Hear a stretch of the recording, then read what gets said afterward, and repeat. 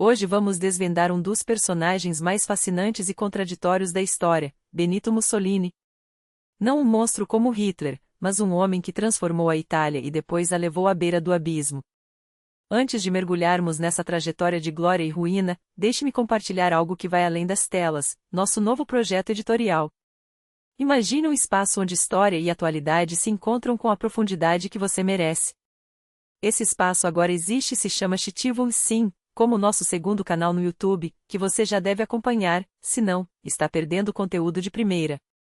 Em dezembro, esse projeto ganha vida nas livrarias, mas você pode garantir sua edição com antecedência. A capa do primeiro número traz Eugênio Tsiganov, o grande ator que deu vida ao meu roteiro na série Primeiro Número, uma produção que explora como o entretenimento, dos legionários romanos aos shows de Michael Jackson e Taylor Swift, moldou economias e culturas. Dentro das páginas, colunas assinadas por nomes que você já admira, tudo produzido pela mesma equipe que cria este canal e o Regras da Vida. Não espere encontrar exemplares depois, as primeiras edições costumam esgotar rápido, e quem não garante logo paga preços absurdos no mercado paralelo. Aproveite o pré-venda no link da descrição. Agora, voltemos ao nosso protagonista. Cenas de uma vida que parece saída de um roteiro de cinema, ora trágico, ora grotesco. Primeiro ato, Genebra, início do século XX. Um grupo de exilados russos, esquálidos e fanáticos, discute política entre garrafas de vinho barato e noites sem dormir. Entre eles, um italiano de crânio descomunal, queixo proeminente e olhos febris que não param de girar. Baixinho, 1,69 metros, nervoso, ora tímido, ora histérico, seus companheiros o chamam carinhosamente de a nosso Benia. Ele se revolta: não sou Benia. Sou o apóstolo da violência. Título que roubou das obras de Jorge Sorel, seu filósofo de cabeceira. Esse homem é Benito Mussolini, então o socialista radical, tão pobre quanto seus camaradas, mas com uma ambição que nenhum deles poderia imaginar. Segundo ato, 24 de outubro de 1922, Nápoles. O mesmo homem, agora de pé diante de 60.000 camisas negras, ex-combatentes sedentos por ação. Com voz trovejante, ele anuncia: nosso programa é simples, vamos governar a Itália. A multidão enlouquece, gritando Anduce. Duce, em êxtase quase religioso. Mussolini assume sua pose característica, queixo projetado para frente, pernas afastadas, mãos na cintura. Poderia ser cômico, não fosse o poder que emana daquele gesto. Aqueles 60.000 homens fariam qualquer coisa por ele, inclusive marchar sobre Roma para coroá-lo ditador. Terceiro ato, 28 de abril de 1945, nos Alpes. O herói agora é um velho doente, de olhar vazio, encurralado por partisas. Sua amante, chorando histericamente, tenta protegê-lo: não ousem nos matar. Ele a afasta com desdém e desafia o comunista que o aponta com um fuzil: vamos, atire no peito. A arma falha. O partisa irritado pede emprestado um fuzil francês ao companheiro. Um tiro. Fim da cena. Fim do homem. Como não chamar isso de tragicomédia? Um comunista que virou fascista. Um jornalista que se tornou ditador. Um tirano deposto por eleições democráticas. Um pai de família com 20 amantes. Um asceta que adorava luxo. Um conquistador cujos exércitos nunca venceram uma batalha séria. Um ateu que fez as pazes com o Vaticano. Um covarde que sonhava ser amado. Um gênio que ergueu a Itália e depois a destruiu. Hoje falaremos de Benito Amilcare Andrea Mussolini, ou, como ele mesmo se intitulava com pompa, Sua Excelência Benito Mussolini, chefe de governo, duce do fascismo e fundador do Império. Para os outros, bastava um título, duce. Mas antes, uma pausa para um conselho prático. Que tal transformar uma noite fria em algo memorável? Reunir amigos, preparar um jantar especial e debater história, ou qualquer outro assunto, com estilo.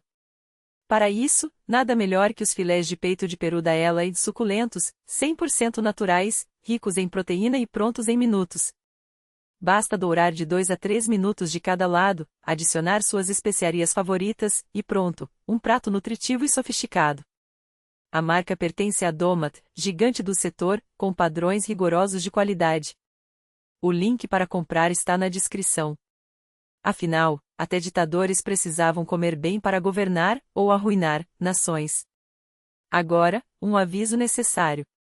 Falamos em fascismo e logo vem à mente Hitler, o Holocausto, a barbárie. Mas aqui há uma distinção crucial. O regime de Hitler era nacionalsocialista, um termo que os soviéticos, por óbvias razões propagandísticas, evitavam usar, preferindo rotular todos de fascistas. Até mesmo na Alemanha nazista, fascista era um xingamento, reservado aos dissidentes da linha do partido. Então, quando menciono fascistas neste vídeo, refiro-me especificamente aos camisas negras italianos. Sim, eram brutais, autoritários, mas não arquitetaram campos de extermínio em massa nem experimentos sádicos. Seus crimes foram mais teatrais do que sistemáticos. Isso não os absolve, o fascismo é uma ideologia repugnante, baseada no ódio e na opressão, e merece nosso repúdio. Mas é inegável, o fascismo de Mussolini foi um fenômeno à parte, com suas próprias contradições e absurdos. Benito Amilcare Andrea Mussolini nasceu em 29 de julho de 1883, em uma cidadezinha esquecida no norte da Itália. Filho de um ferreiro e uma professora, neto de um tenente da Guarda Nacional, poderia ter levado uma vida modesta, afinal, a família tinha até uma debulhadora, um luxo local. Mas o sangue revolucionário corria em suas veias. Seu pai, Alessandro, era um anarquista fanático, participava de greves, brigas de rua, motins armados e até cumpriu pena na prisão. Não por acaso, deu ao filho o nome de um revolucionário mexicano, Benito Juárez, e os outros dois em homenagem a anarquistas famosos da época. O destino do menino estava traçado desde o berço. A segunda paixão incontrolável do jovem Mussolini, depois da política de esquerda, eram as mulheres. Enquanto a debulhadora da família apodrecia no galpão, ele preferia gastar cada lira que conseguia, quando conseguia, com a amante de plantão. Trabalho? Nem pensar. As mãos que deveriam separar grãos serviam melhor para esmagar crânios de adversários políticos com chaves de grifo. Seu verdadeiro ofício era a palavra inflamada, venenosa, hipnótica. Enquanto isso, a família de 3 filhos sobrevivia do magro salário da mãe, professora primária, que mal dava para o pão de cada dia. Viviam espremidos em 2 cômodos de um casarão decadente, transformado em cortiço, onde a sala de aula improvisada durante o dia virava dormitório infantil à noite. Benito, desde cedo, era o retrato vivo do pai, violento, impulsivo, impossível de domar. O nome mexicano caía-lhe como uma luva. Andava sempre com uma faca no bolso, voltava para casa com as roupas rasgadas de brigas, praticava caça furtiva e, seguindo os ensinos paternos, cuspia na igreja com um nojo quase físico. Apesar disso, ou justamente por isso, os pais o matricularam em um colégio jesuíta, onde a disciplina era de aço. Não adiantou. Nem os padres conseguiram domá-lo. Certa vez, arremessou um tinteiro na cabeça do professor, e acertou. Seu único amigo era um colega de crânio tão duro que se divertia batendo a cabeça contra tijolos para impressionar os outros. Ao ver os filhos de famílias ricas comendo à mesa ao lado, o pequeno Mussolini fervia de ódio. O ápice de sua trajetória escolar? Uma briga que terminou com ele esfaqueando um colega no ventre. Expulso, trocou de escola 2 vezes e em todas repetiu o mesmo roteiro, faca incluída. Paradoxalmente, os professores reconheciam seu gênio. Tinha imaginação fervilhante, devorava livros, especialmente poetas românticos como o nacionalista Carducci, então cultuado na Itália, e um dom nato para o palco. Adorava atuar no teatro amador da escola, onde desfilava discursos inflamados. Com muito jeitinho e as conexões políticas do pai, conseguiu um diploma que lhe permitia lecionar. Arranjou vaga em uma escola rural, mas durou menos de 1 ano. Entre uma amante e outra, que também levou uma facada em um acesso de ciúme, dedicava-se mais à agitação do que às aulas. Em 1902, aos 19 anos, largou tudo. Ser professor de aldeia? Nunca. Ele queria fogo, sangue, revolução. A Suíça, na virada do século, era o caldeirão onde fermentavam as ideologias mais radicais da Europa, anarquistas, terroristas, decadentes e exilados políticos se misturavam em cabarés baratos e pensões insalubres. Mussolini mergulhou de cabeça nesse mundo.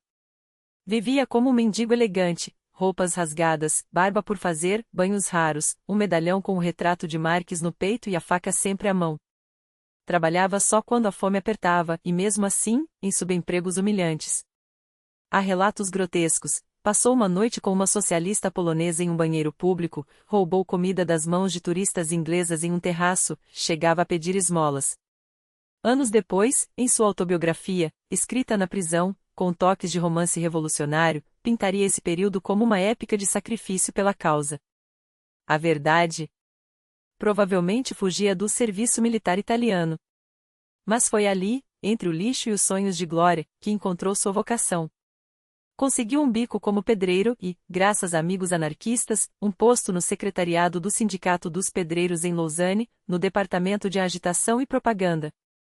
Devorou tudo que caiu em suas mãos, Marx, Proudhon, Hegel, Bakunin, uma salada mental de ideias que fermentavam em sua cabeça como vinho barato. Frequentava a palestra do economista Vilfredo Pareto, que pregava a eficácia das pirâmides sociais onde poucos comandam muitos. Mussolini, que falava um francês razoável e um alemão truncado, fazia traduções por alguns francos, inclusive de obras de Kropotkin, e até escreveu um romance terrível, A Amante do Cardeal, que seus contemporâneos descreveram como uma aberração literária. Mas seu verdadeiro talento estava em outra coisa, a palavra escrita como arma.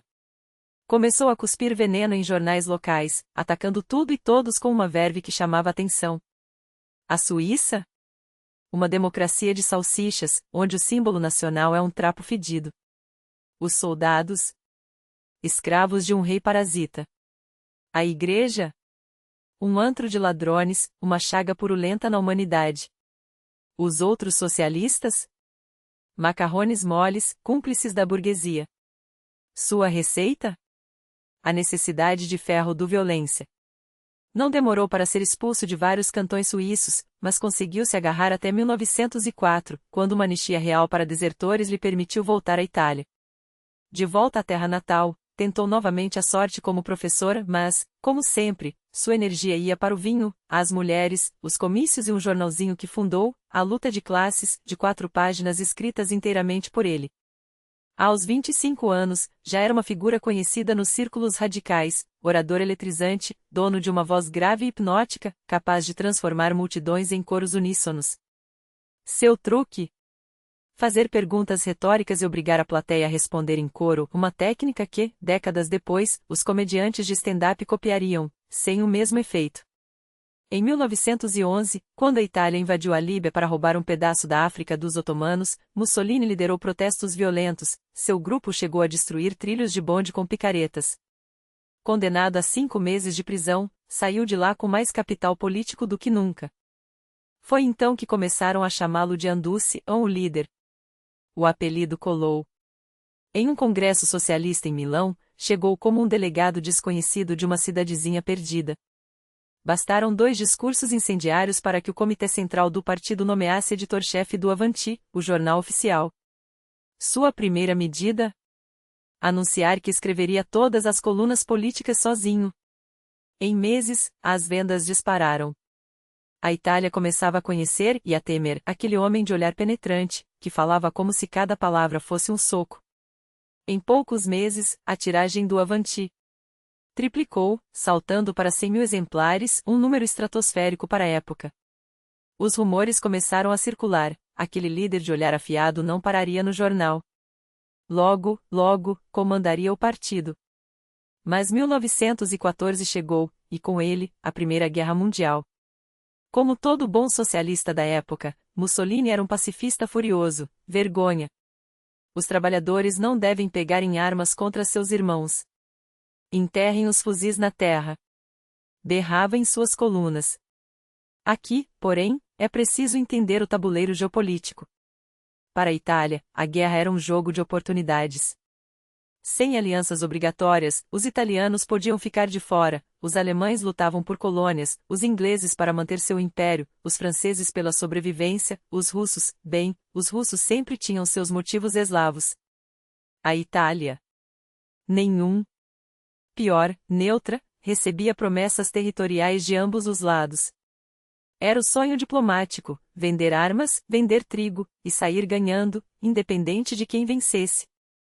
Mas Londres e Paris não gostaram nada desse cenário. Precisavam de um aliado estratégico e, mais importante, de um pretexto para arrastar Roma ao conflito. A solução? Moldar a opinião pública. E quem melhor para isso do que um jornalista carismático, dono de uma tribuna com 100.000 leitores? Os arquivos históricos são nebulosos, mas os boatos persistiram. Mussolini recebeu dinheiro. Uns dizem que foram os franceses e outros, que os ingleses. Afinal, o internacionalismo socialista tinha sua sede em Londres, não em Paris. O fato é que, em outubro de 1914, o líder executou uma pirueta retórica que deixou até seus aliados de queixo caído. De repente, o pacifista intransigente virou um guerrista ainda mais fanático. Vergonha aos covardes! Trabalhadores, arranquem os fuzis da terra. A Itália não pode ficar de braços cruzados. O partido o expulsou. O Avanti o demitiu. Mas Mussolini não se abalou. Com o bolso cheio de dinheiro alheio ou de suas próprias manobras, pouco importa, fundou o Popolo de Itália. E foi aí que descobriu uma mina de ouro. Enquanto os socialistas falavam apenas aos que odiavam a burguesia, ele passou a falar aos que odiavam a burguesia e os estrangeiros. E esses, meu caro leitor, eram muito mais numerosos. A questão do irredentismo, a reconquista das terras italianas além das fronteiras impostas, era um tema explosivo, mas subaproveitado. Mussolini o abraçou como uma bandeira. E ganhou. Perdeu parte da antiga base socialista? Sem problema. Arrebatou um público novo, maior, mais inflamado, veteranos amargurados, jovens sem futuro, nacionalistas frustrados.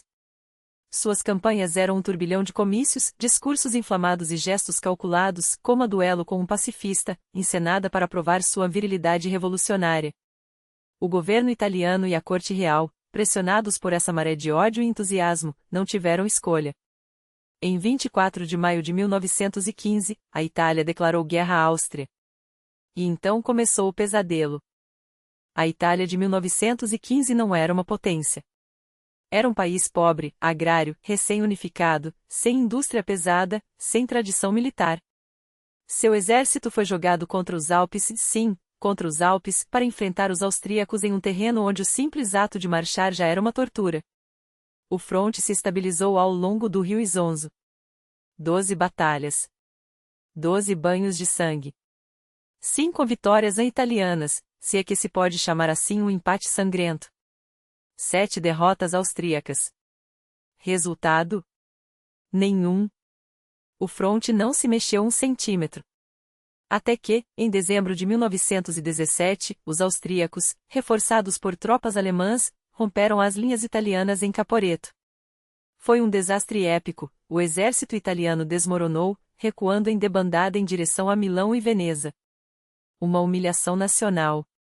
Uma ferida que nunca cicatrizaria. Quando a guerra acabou, em 1918, a Itália recebeu migalhas das promessas feitas. Traídos. Uivou o país. E não era só isso, a dívida de guerra era astronômica, os italianos só quitariam os empréstimos britânicos em 1960. A economia desabou. Greves paralisaram as fábricas. 2 milhões de soldados desmobilizados, jovens, famintos, armados e furiosos, inundaram as ruas. Tudo foi em vão. Fomos abandonados. O clima era de revolta. Ou de revolução. Para a maioria, era uma tragédia. Para Mussolini, era a chance da vida. Ele havia lutado na guerra não como um burocrata qualquer, mas como Bersaglieri, um soldado de elite. Ferido por uma granada, teve 20 estilhaços retirados do corpo. Agora, podia olhar nos olhos de qualquer civil e cuspir: cale-se, cachorro. Eu sangrei por esta pátria. A derrota? Culpa dos pacifistas traidores em que sabotaram a guerra por trás. Dos hamburgueses podres e dos aristocratas velhos em que nunca cheiraram pólvora. Se os bolcheviques prometiam tudo roubar e dividir, Mussolini oferecia algo mais sedutor: roubar, dividir, e depois comprar armas para tornar a Itália grande. De novo. Esse de novo não era retórica. Era uma promessa: voltar aos tempos do Império Romano. E foi assim que, ao seu redor, começaram a se aglomerar os primeiros fasci de combatimento, veteranos desiludidos, jovens violentos, anarquistas descontentes, conservadores desesperados. Uma mistura explosiva. Entre eles, um nome se destacava: Filippo Tommaso Marinetti, o poeta futurista. Imagine o Mayakovsky italiano, mas com um gosto doentio por velocidade, guerra e destruição. Antes mesmo da guerra, Marinetti pregava que os italianos haviam amolecido. Precisavam de um banho de sangue, de bombardeios, de carros de corrida. Um automóvel é mais belo que a vitória de Samotrácia, declarava. Ele próprio comandou um blindado no fronte, e agora, com seus versos inflamados, ajudava a forjar a ideologia fascista. Porque o fascismo italiano não se vendia como reacionário. Era revolucionário. Mussolini cortejava artistas, intelectuais, vanguardistas. Proletário não era um xingamento em seu vocabulário, era um elogio. E, para frente, veremos como esse mesmo padrão se repetiria na Espanha de Franco, onde poetas escreveriam hinos para a falange. Mas isso é outra história. O fato é que a boemia, os desclassificados, os violentos, todos encontraram em Mussolini um porta-voz. E ele, por sua vez, encontrou neles um exército. Não de soldados, mas de fanáticos. Homens que, depois de carregar baionetas contra metralhadoras nas trincheiras, não tinham mais medo de nada. Nem da morte. Nem da história. E aqui está o segredo do fascínio de Mussolini: ele não precisava de uma ideologia coerente, porque tinha algo muito mais poderoso: o espetáculo. A Itália dos anos 1920 era um palco, e ele, o diretor de uma peça onde cada gesto, cada símbolo, cada exagero era calculado para eletrizar as massas. Os futuristas, aqueles poetas que desprezavam museus e glorificavam a velocidade, tinham sonhado com um teatro onde o público fosse dopado e as portas, trancadas. Mussolini fez pior, transformou a política inteira nesse teatro. Um de seus passatempos favoritos? Capturar um inimigo político e forçá-lo a ingerir óleo de rícino até desmaiar, não por ódio, mas pelo puro prazer da humilhação pública. Era performance pura, e o povo adorava. Mas o verdadeiro mestre de cerimônias, o homem que ensinou Mussolini a governar como um showman, foi outro poeta, Gabriele D'Annunzio, o dandy escandaloso, o aventureiro que aos 50 anos ainda pilotava aviões e bombardeava Viena, ou pelo menos jogava panfletos sobre a cidade. Há quem jure que eram penicos, a lenda é mais importante que a verdade. Em 1919, D'Annunzio e seus legionários tomaram a cidade de Fiume, um território prometido à Itália e depois negado, e lá inventaram a Primeira República como obra de arte. A Constituição era escrita em versos. Os soldados desfilavam nus. Havia combates de gladiadores com granadas de treino. Toscanini, o maior maestro do mundo, era ministro da Cultura. Tudo financiado por pirataria aérea e contrabando. Para Mussolini, foi uma revelação: política não era debate, era encenação. Não importava o que você defendia, mas como fazia as pessoas sentirem. E o que o fascismo fazia as pessoas sentirem? Que eram jovens, fortes, invencíveis, mesmo que estivessem velhas, pobres ou doentes. Um fascista de verdade não envelhecia, morria jovem, de preferência em batalha, com a farda impecável e um sorriso nos lábios. Os velhos? Um absurdo. Os feios? Uma afronta. A estética era tudo: o saluto romano, roubado dos filmes mudos sobre a Roma antiga, as camisas negras, copiadas dos anarquistas, que as copiaram dos trabalhadores, os crânios e ossos cruzados, emprestados dos Arditi, os comandos de elite da guerra, as fés turcas, porque exotismo vendia. Até o lema "Mene é frego, a não me importo" era um plágio descarado dos anarquistas, só que sem a ironia. O resto? Amor pela Itália, vontade de quebrar cabeças e um frasco de óleo de rícino no bolso. Era simples. Era brutal. E funcionava. Enquanto os esquadrões de Mussolini, os Suadristi, arrasavam sedes de jornais comunistas, espancavam grevistas e transformavam ruas em ringues de boxe, o establishment italiano olhava para o lado. O rei? Preferia um ditador elegante a uma revolução bolchevique. Os industriais?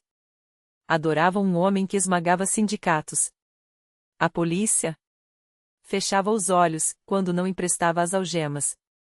O escritório de Mussolini em Milão não era um quartel-general partidário, era um arsenal. Caixas de revólveres, bastões, coquetéis Molotov, tudo à mão, como se a qualquer momento a Itália fosse virar um western sangrento. E quando os socialistas convocaram uma greve geral em agosto de 1922, ameaçando paralisar o país, Mussolini deu o ultimato: ou o governo acaba com eles, ou nós acabamos com o governo. Ninguém duvidou. Em outubro daquele ano, 60.000 camisas negras marcharam sobre Roma. Não era um exército, era um desfile. Colunas de homens cantando hinos, acenando bandeiras, prometendo ordem ou o caos, dependendo de quem perguntasse.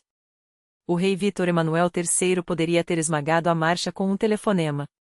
Bastaria ordenar ao exército que abrisse fogo. Mas ele hesitou.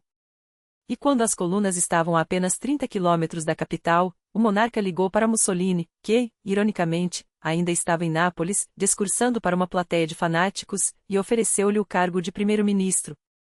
O jornalista revolucionário, o agitador de rua, o homem que havia prometido drenar o pântano da política italiana, entrou no palácio de camisa negra e cartola, um detalhe cínico, como se dissesse: sim, sou um rebelde, mas também sei me vestir para o jantar. Sua primeira fala no parlamento foi uma ameaça velada: poderia transformar esta sala em um acampamento armado, este plenário em um cemitério de traidores. Mas, logo em seguida, fez o que todo bom showman faz: seduziu a plateia. Seu governo incluiria liberais, conservadores, até social-democratas. Recusou o salário de premier, vivo de meus artigos, como sempre. Cortou gastos, equilibrou o orçamento, renegociou dívidas com os americanos. Fechou um acordo histórico com o Vaticano, o mesmo Vaticano que, dias antes, ele chamava de tumba de mumificados. Os antigos camaradas de rua ficaram perplexos. Onde estava o revolucionário que prometera nacionalizar fábricas? O ateu que cuspia nos crucifixos? Agora, ele privatizava empresas estatais, cortejava banqueiros e construía estradas, pontes, hospitais, obras que, além de modernizar o país, davam emprego a milhares. A Itália, outrora um campo de batalha entre pobres e ricos, parecia funcionar.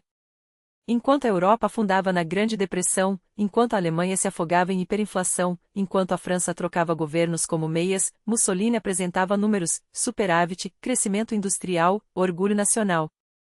Salvou a Alfa Romeo da falência. Impulsionou a Fiat. Transformou pântanos malários em campos férteis. Os italianos, que há décadas só conheciam miséria e humilhação, de repente viam trens pontuais, estádios lotados, fábricas fumegantes. Claro, ninguém sabia ao certo se era competência ou sorte. Se ele realmente tinha um plano ou apenas improvisava com estilo. Mas isso não importava.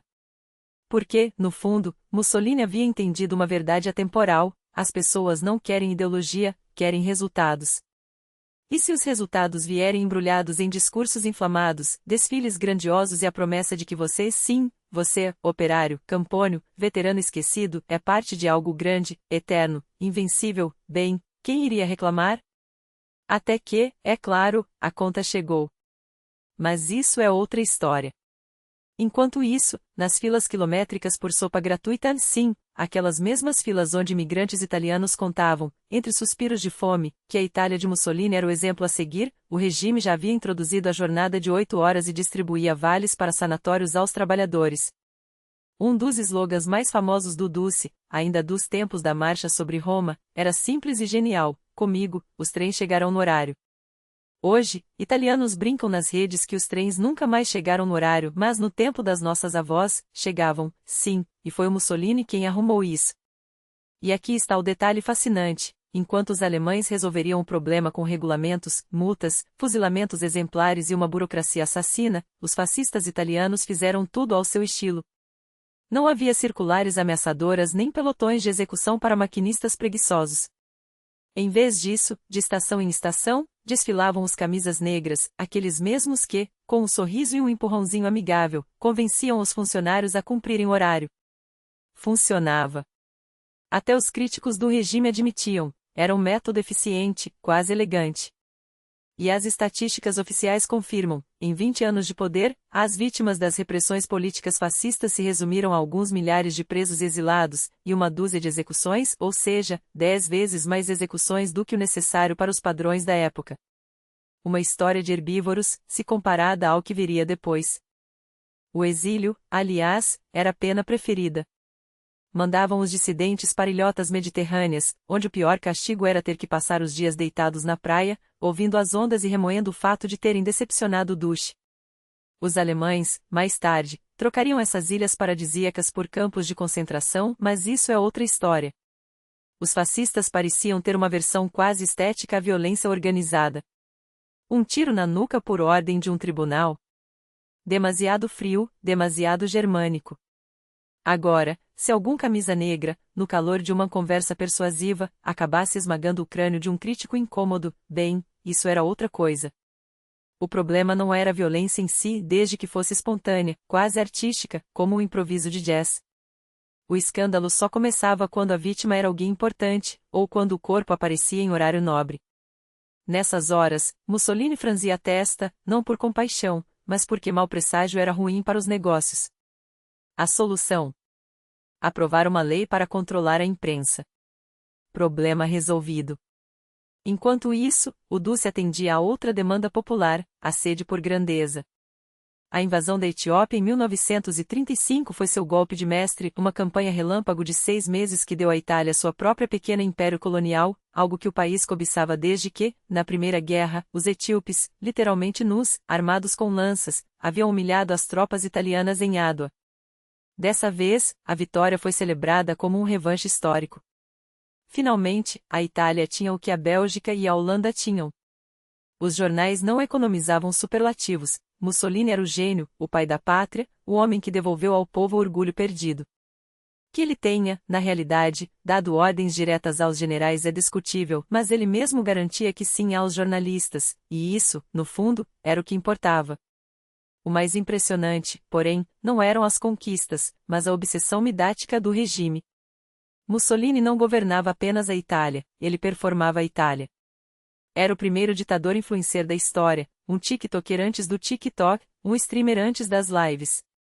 Sua imagem estava em toda parte, 24 horas por dia, em todas as formas possíveis. Mussolini esgrimindo, Mussolini ao volante de um carro de corrida, Mussolini piloto, Mussolini filósofo, com um livro nas mãos, embora duvidassem que o tivesse lido, Mussolini pai, beijando crianças, Mussolini operário, ajudando a colher trigo ou a assentar tijolos, sempre com o torso nu e os músculos saltados, Mussolini ferreiro, martelando ferro, também de peito nu, Mussolini enxadrista, em uma pose estudada. Embora, na verdade, não soubesse jogar xadrez. Era como se o país inteiro fosse seu Instagram pessoal, e a imprensa, sua equipe de social media. E funcionava. O povo o adorava. Quando Duce viajava pelo interior, fazendeiros choravam ao apertar sua mão. Este ano a colheita de trigo vai ser boa, seu Mussolini, diziam, como se ele fosse um santo padroeiro da agricultura. No exterior, a fascinação era igual. Sua autobiografia oficial, lançada nos anos 1930 com prefácio do embaixador dos Estados Unidos na Itália, o descrevia como uma das personalidades mais grandiosas do globo. Chamberlain o chamava de um homem notável, trabalhador incansável. Churchill chegava a dizer que, se fosse italiano, não tiraria a camisa negra.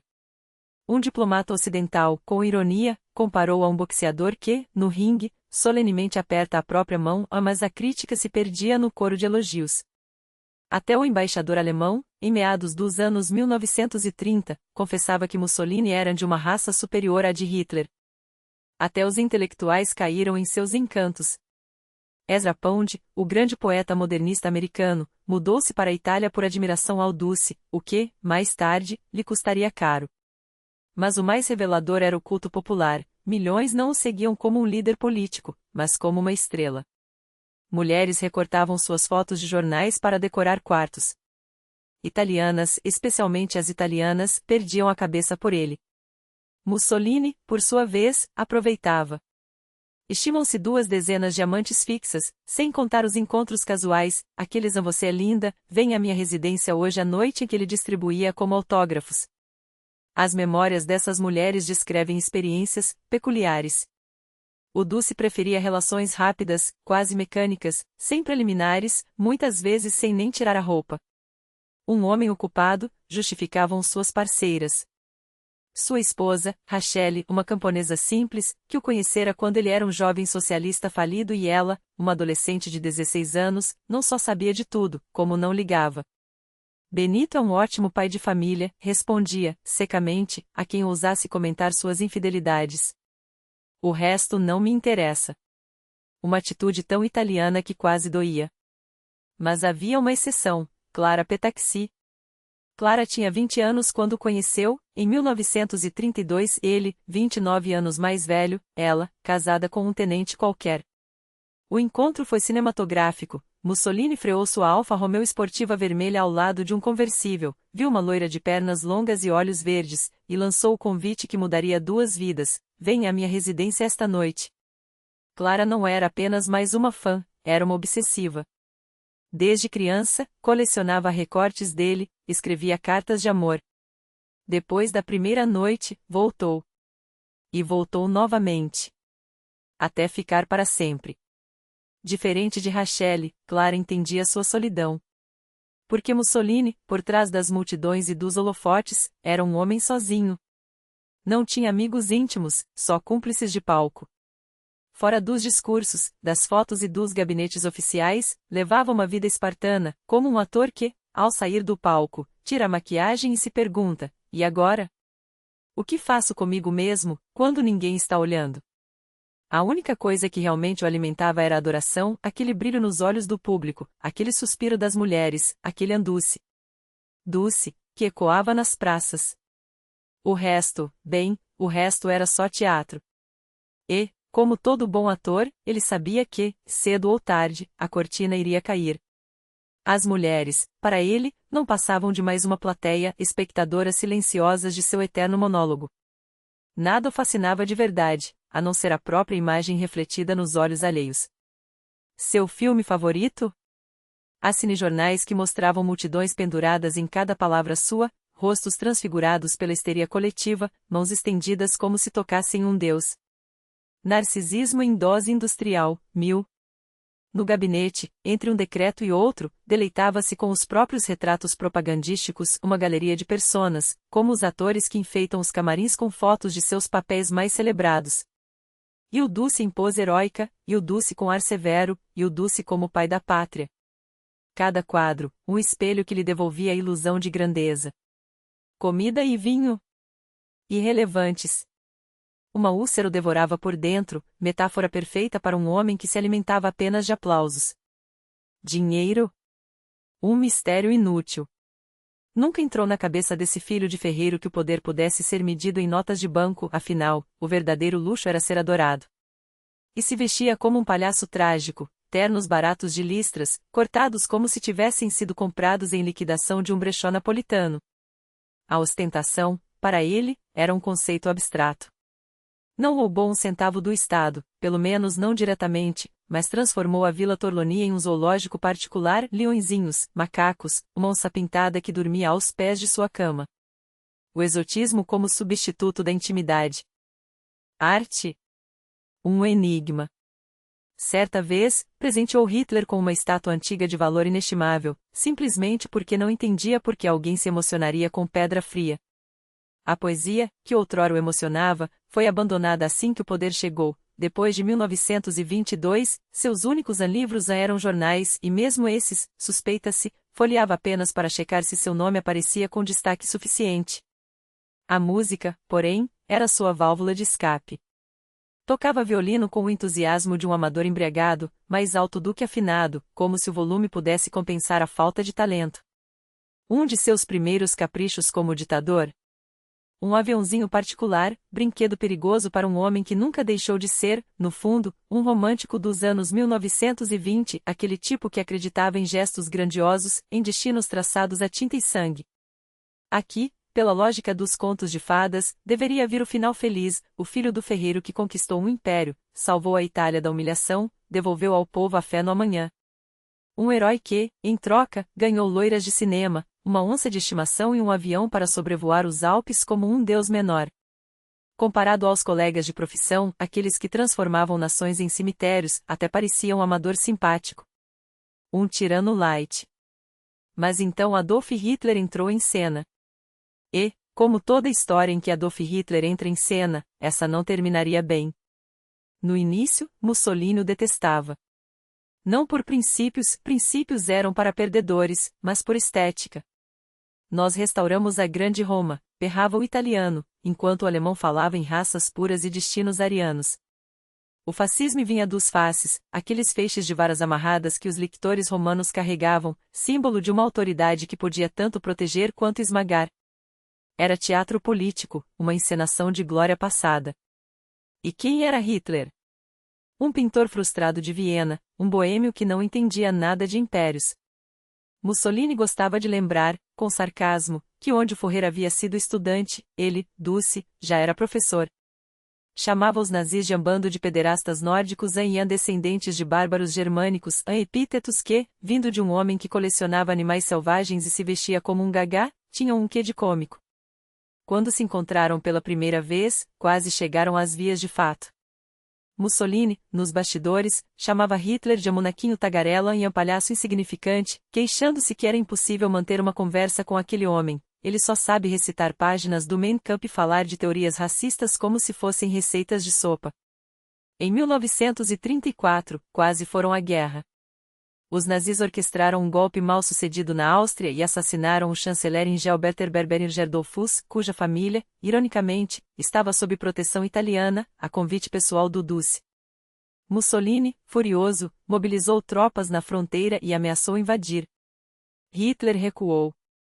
Pela primeira vez, o Anschluss foi adiado. A Itália, então, tentou dançar entre dois fogos, cortejar a Alemanha sem irritar França e Inglaterra. Mussolini apoiava a revisão do Tratado de Versalhes, afinal, quem não gostaria de ver os vencedores da Primeira Guerra comendo o pão que o diabo amassou, mas uma Alemanha forte demais em suas fronteiras? Isso era outro assunto. A Guerra Civil Espanhola veio como uma distração perfeita, um conflito que drenaria recursos italianos e manteria Roma ocupada enquanto Berlim crescia.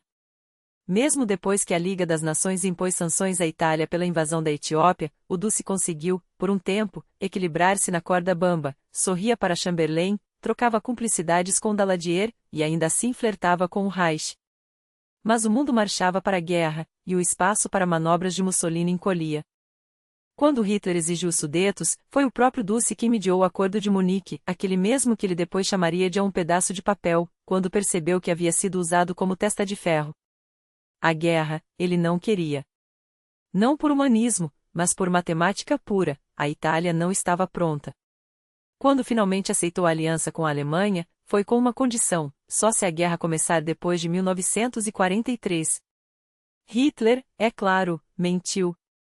Nós damos conta sozinhos, disse, enquanto seus tanques engoliam a Polônia em semanas. Depois, veio a França. A queda foi tão rápida que até os generais italianos ficaram desconcertados. Mussolini passeava pelo Palácio Veneza, mordendo as unhas, ou o que restava delas. Ragazzi, Ragazzi, resmungava. Eles vão ganhar sem nós. Não vamos ficar com nada. Os militares protestavam: a exército não está pronto. Ele respondia com um aceno de mão: não é problema. Os alemães vão vencer de qualquer jeito. Preciso só de 1000 mortos, no máximo, para sentar à mesa das negociações como vencedor. E assim, em 10 de junho de 1940, com a França já de joelhos, a Itália declarou guerra. O embaixador francês, ao receber a nota oficial, deixou uma frase que ecoaria como profecia: meus caros italianos, os alemães são mestres cruéis. Vocês logo vão descobrir. Ele estava certo. O exército italiano não estava apenas despreparado, era uma piada trágica. No papel, 30 divisões. Na realidade, se muito, 10. As armas eram velhas, quando existiam. Não havia radares nos navios, nem caminhões para as tropas motorizadas. O que não foi roubado, foi desperdiçado. A Itália de 1940 ainda lutava com o equipamento de 1918, sucata que nem de graça alguém queria. Os oficiais eram incompetentes, os soldados, quando queriam, lutavam bem. O problema é que não queriam. Porque os italianos, afinal, eram o povo menos fascista do mundo para se construir um fascismo. Eles ouviam os discursos inflamados, aplaudiam com lágrimas nos olhos, abraçavam o oficial que os levava ao combate, e depois se recostavam nas trincheiras, acendiam um cigarro e diziam: Mate Melanzani. O derby da Juventus é hoje. Que guerra, que nada. Para eles, a guerra era um espetáculo chato, e o Dulce apenas mais um ator ruim em um filme longo demais. Desesperado para não ser apenas o capacho de Hitler, Mussolini tentou invadir a Grécia. Um desastre épico. A ideia, Roma contra Atenas, soava como uma paródia histórica. Os gregos, em semanas, esmagaram os italianos e os empurraram de volta para a Albânia. Humilhado, o Duce teve que engolir o orgulho e pedir ajuda ao homem que tanto desprezava. E foi aí que tudo desmoronou. Cada vez que Mussolini pedia ajuda a Hitler, a Itália afundava mais no ridículo. Na África do Norte, seus soldados não conseguiram sequer expulsar um punhado de britânicos do Egito e, mais uma vez, o Duce teve que engolir o orgulho e estender a mão ao Führer. Quanto mais ele tentava provar que a Itália era uma potência, mais patética ficava a guerra. Quanto pior ia a guerra, mais dependente ele se tornava dos alemães. E quanto mais dependente, mais os nazistas o tratavam com desprezo, impondo condições cada vez mais humilhantes. Quando Hitler ocupou a Iugoslávia, as pretensões territoriais italianas nem sequer foram mencionadas, os nazistas simplesmente varreram o assunto da mesa, como quem descarta um parceiro incômodo. O próprio Hitler chegaria a culpar a invasão da Grécia por Mussolini como uma das razões de sua derrota na Rússia: tempo, homens e recursos desperdiçados para salvar um aliado inútil, apenas por uma questão de prestígio. O Duce, reduzido a um mendigo, suplicou para ser incluído no ato de capitulação grega, como se sua assinatura em um papel pudesse salvar sua dignidade. E depois? Seus soldados foram jogados no fronte oriental, onde dezenas de milhares apodreceram sob a neve de Stalingrado. Os aliados alemães tratavam os italianos como lixo, em retriates, confiscavam todo o transporte e fugiam, deixando-os para trás, até, congelando na estepe. Os próprios soldados italianos ironizavam: precisamos acabar com essa guerra, de preferência vencendo, mas, se não der, que seja de qualquer jeito. Mussolini, por sua vez, desmoronava. Xingava os alemães, xingava os italianos, um povo, segundo ele, totalmente incapaz de feitos heróicos. Tentou impor a disciplina prussiana, mas só conseguiu ridículo. Em cada documento, cada conta de luz, cada aviso de demissão ou notícia de morte na frente, o mesmo carimbo absurdo: viva o Duce. Até que alguém, finalmente, teve a coragem de cancelar a ordem. Ele, é claro, manteve o cargo. 20 anos haviam se passado desde a marcha sobre Roma, e o homem que outrora incendiava multidões era agora um sexagenário cansado, obeso, doente. Passava os dias trancado, atormentado por dores no fígado, oscilando entre acessos de fúria e apatia. Seus subordinados só lhe davam boas notícias, as ruins, escondiam. Era mais fácil assim. Enquanto isso, os alemães agiam na Itália como em território conquistado, impuseram leis raciais antissemitas, que os italianos achavam um absurdo, exigiram trabalhadores para a Alemanha e os trataram como Ostarbeiter, a mesma escória que arrastavam da Polônia e da Rússia. Nas reuniões com Hitler, Mussolini já não era um parceiro, mas um parente pobre. Sentava-se por horas, esperando o Führer terminar seus delírios sobre a raça ariana. Enquanto isso, na Itália, os comunistas voltavam à tona, primeiro com panfletos, depois com greves, e finalmente com a guerra partidária, algo que os italianos, diferentemente da guerra convencional, sabiam fazer muito bem. O mercado negro florescia, e ninguém sequer tentava combatê-lo. Era inútil. Então chegou 1943. Os aliados esmagaram as forças ítalo-alemãs na África do Norte, em seguida, desembarcaram na Sicília, escolhida não por acaso. Os americanos tinham excelentes contatos por lá. Mussolini, afinal, havia passado 20 anos em guerra contra a máfia siciliana, confiscou mansões, ignorou tradições, ofendeu homens de honra. Agora, a máfia tinha sua chance de vingança. E quem melhor para orquestrar isso do que Lucky Luciano, o gangster que, do fundo de sua cela, ofereceu aos Estados Unidos um acordo: me soltem, e eu entrego a Sicília a vocês como se fosse uma pizzaria. Prometeu inteligência, apoio logístico, tudo. Os americanos aceitaram. Em alguns casos, a coluna invasora era liderada por um tanque e, saindo da escotilha, um dom local com megafone, gritando em dialeto. O efeito era arrasador. Em gratidão, os aliados liberaram todos os mafiosos das prisões, agora, é claro, reclassificados como heróis antifascistas. De repente, a Itália encheu-se de antifascistas. Todo italiano descobriu que, no fundo, sempre havia sido contra o regime. Já os fascistas, esses começaram a sumir do mapa. Foi quando as elites, a realeza, os burocratas do partido, até antigos camaradas, decidiram que Mussolini havia se tornado um estorvo. Seu próprio democratismo o traiu. Anos antes, ele criará o Gran Consiglio del Fascismo, um órgão que, na teoria, era apenas decorativo. Mas agora, os conspiradores releram os estatutos e perceberam, podiam derrubá-lo com um simples voto de maioria. Claro, desde que o rei apoiasse. E o rei apoiou.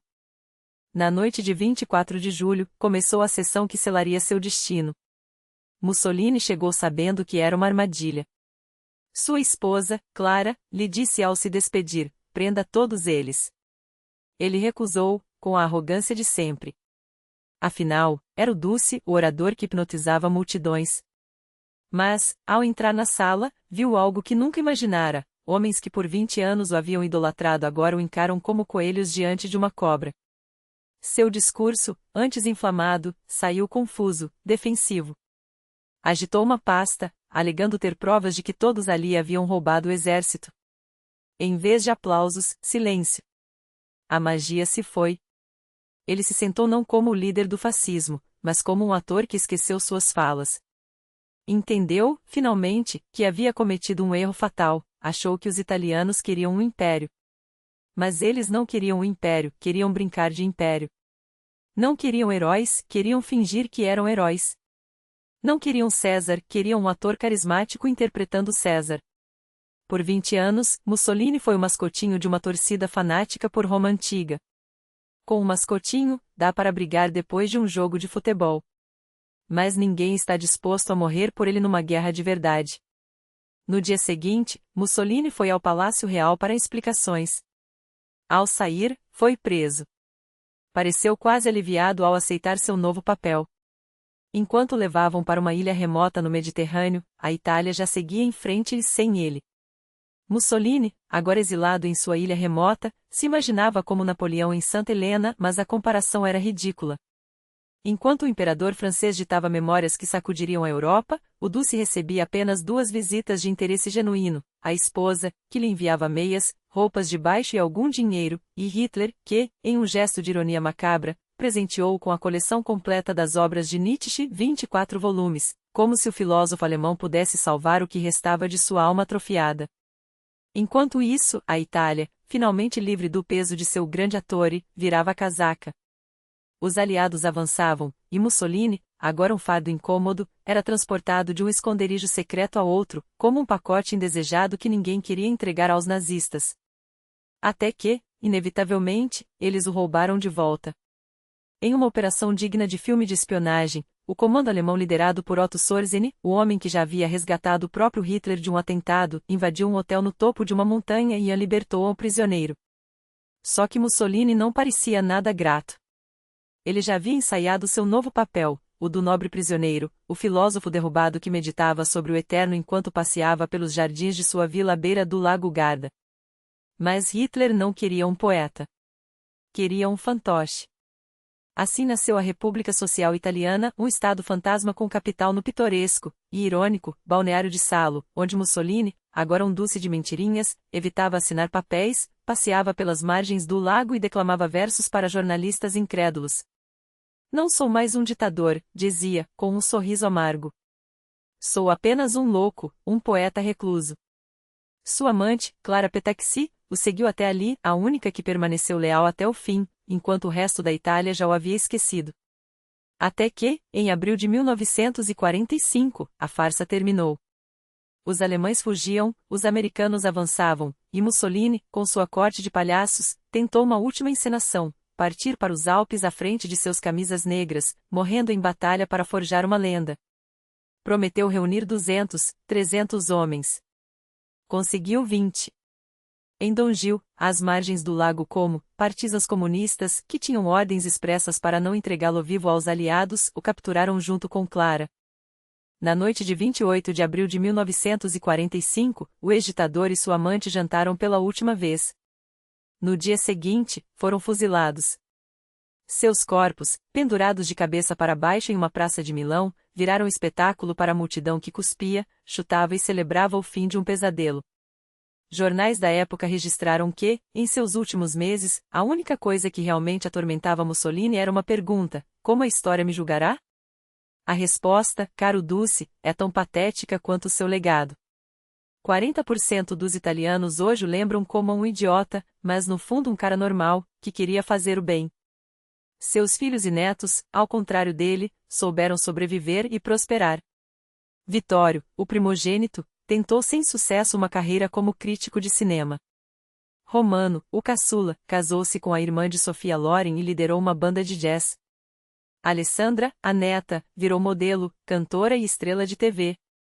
Em certo sentido, todos eles continuaram o negócio da família, só que, desta vez, sem corpos pendurados em praças públicas.